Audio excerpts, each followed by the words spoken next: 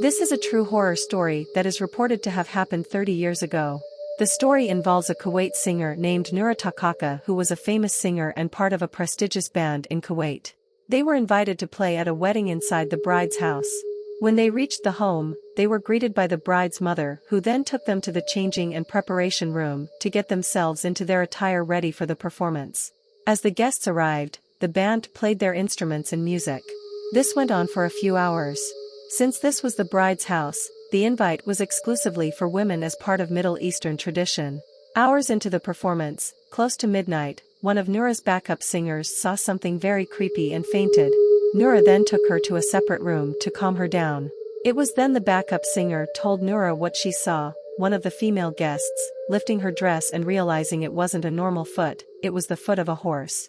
Noora and her band then took a break and discussed what was happening. They all agreed that a weird non-human presence was in this house. The skin of the females felt rough and felt like they couldn't breathe when they went near to any of the guests. Despite all this, they carried on as normal to ensure they finished the job they came for until the wedding concluded, which was after midnight.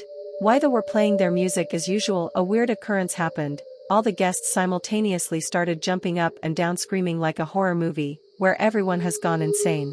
Then the lights went out.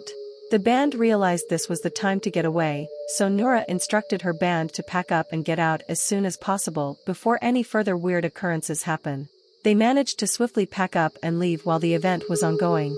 As they headed out of the home into the road, they encountered a man walking, who was curious as to why they were rushing out of that house.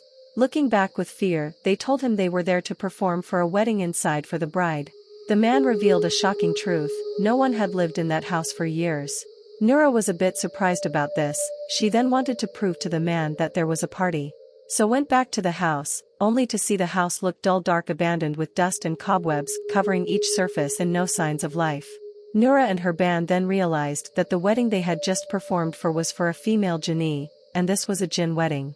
This encounter led Noora and her bandmates to end their careers as singers, completely giving up on singing and pursuing other things in life.